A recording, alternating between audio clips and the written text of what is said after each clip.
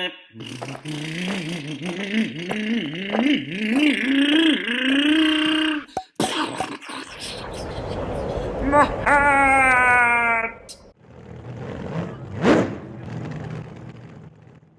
on the previous video I showed you how to disassemble parts of the front end, then I pointed some of the other items out, how to disassemble, for example, shock tower, these things.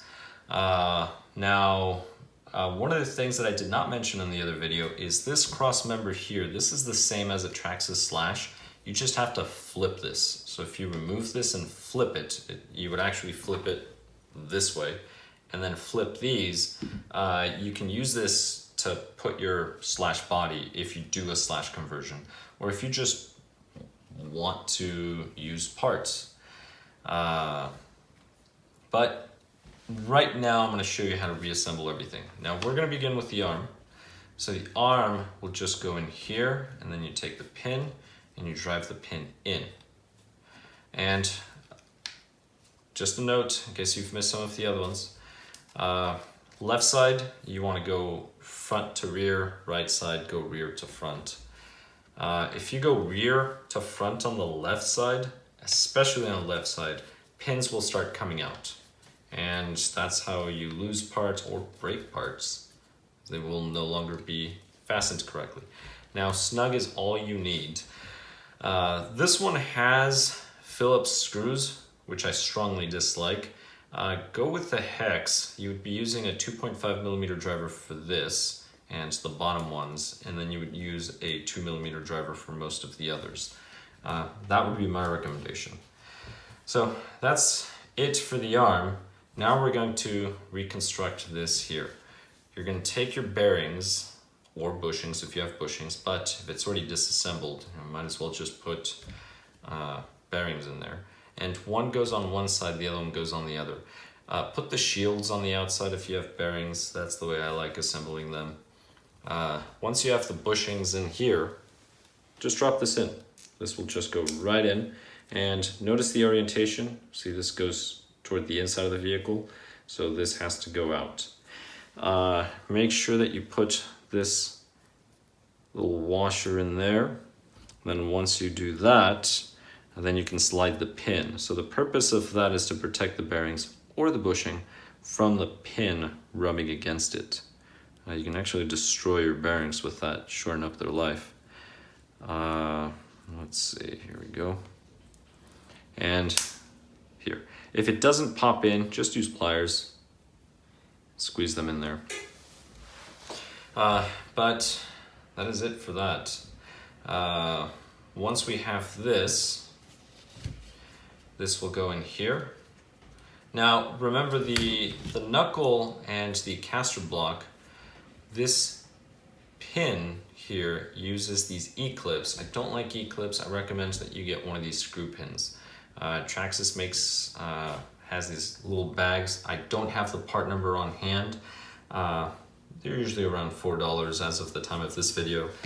And it comes with, it's the whole set.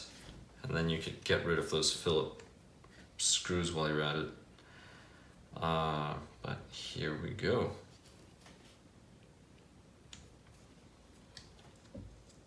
And right, we line that up. Well, I missed. And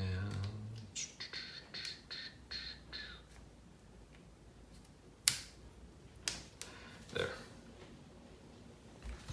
And so far I've only been using a Phillips 2 for these. Phillips 1, I forget what parts use Phillips 1. Some of the smaller screws. But to be honest, I've not worked on a Traxxas with Phillips in a while. My Nitro has them. Tamiya comes with them. Before I bought my Tamiya Euro truck, I did not want to buy it just because it had Phillips screws. I ended up buying the truck and racing it, and I ended up winning a setup board series. So it's 7 races, and they take your top 5 races for your score. So the way it works, for those of you that have never raced or done something similar, if you win, you get 60 points.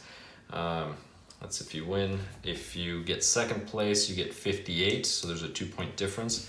And then after that, it just goes down by 1. So third place would be 57, right? Just minus 3. So just do 60 and then minus your position. So you were second place, 60 minus 2, 58. 60 minus 3, if you're third place, 57. If you got fifth place, it would be 55 points.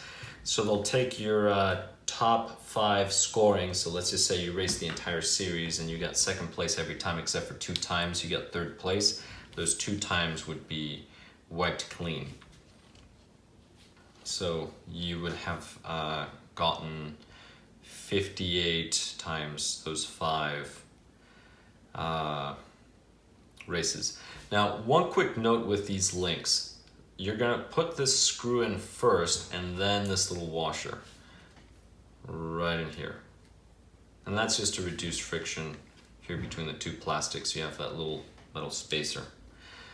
So back to the racing series. So I won 5 of them. So that's a perfect score. So that's 60 times 5. That's 300 points. You cannot get more than 300 points. And one of the races I didn't show up to, which means that would have been a 0, but it doesn't matter, it gets thrown out.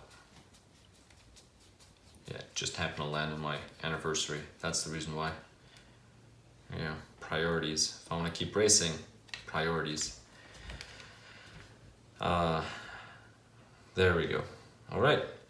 So there, the front end is assembled. I just have to assemble this, and this would just go in here, and I would just place the nut. But before I do that, I want to tell you how to manage the bell crank. So I'm going to go ahead and flip this over.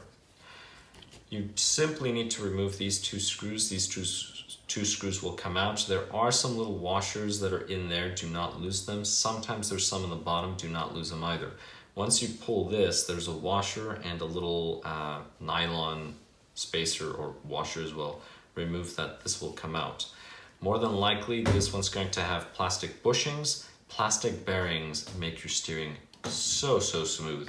So I do recommend bearings in here. Replace this with the aluminum one. I believe the aluminum comes with the bearings. I've not replaced one in a while.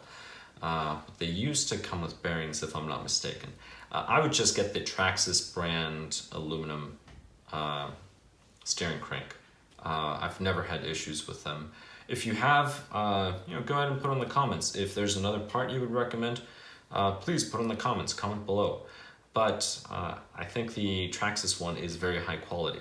Now, before you install the new one, notice the orientation. These bits go up. The other thing too is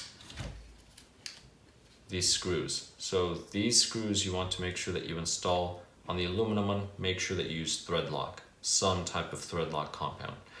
Now on this particular plastic one, it's generally this arm where the servo attaches. This will fracture right here and break.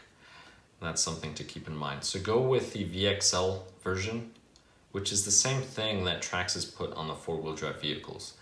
That one's a more robust steering crank. That plastic one is probably under $10 as of this video. The aluminum one is about $30 as of this video. That's the one you should really get. But if you did not watch my other videos, replace the servo saver with an aluminum servo horn. ProTech makes a really nice one that fits quite well. And also replace the gears for the servo with metal gears. Here we go. All right, so this would go here, and then we're just going to place the nut in here. And that is it for the front end assembly. Let me just grab a screwdriver, place it on this other side. And in case you missed the other videos, get the aluminum steering bell crank, aluminum caster blocks, might as well get the aluminum knuckles, RPM bulkhead, GTR shocks and springs. That's my recommendation. play around with the oil and the springs. You may try the black springs first and then go up or down from there. You may end up with some blue ones. Blue ones are the stiffer ones that they make. It's the white body with the blue mark. But now all I have to do is just put these 2 screws, and that is it. This will be good. Let's go ahead and drive these in.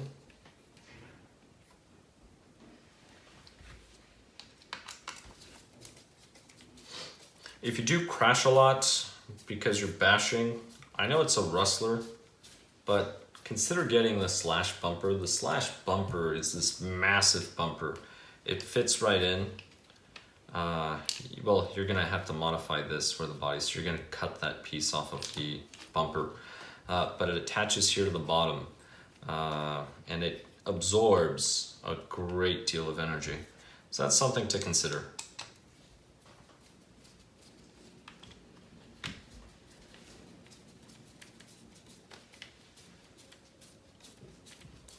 There we go. And once I finish this, I have to put the shock in.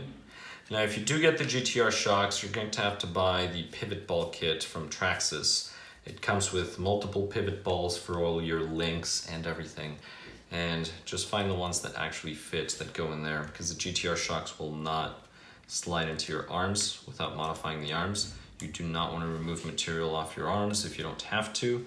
So just swap the pivot balls and they will slide right in. It'll be a tight fit, but it'll slide right in. Should not bind at all. Those are the shocks I have on my slashes. Those are also the shocks that I ended up using on my Nitro slash. So on everything. You're gonna get the GTR long for the front, GTR extra long for the rear.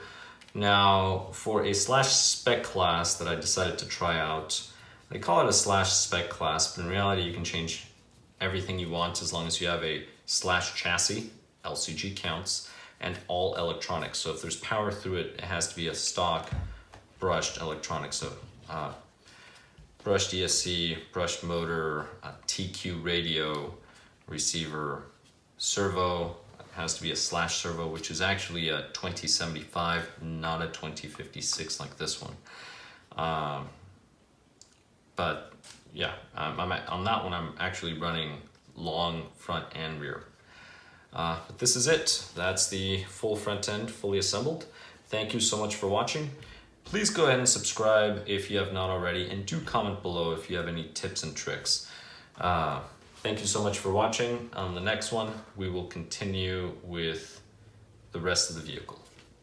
Well, you'll see.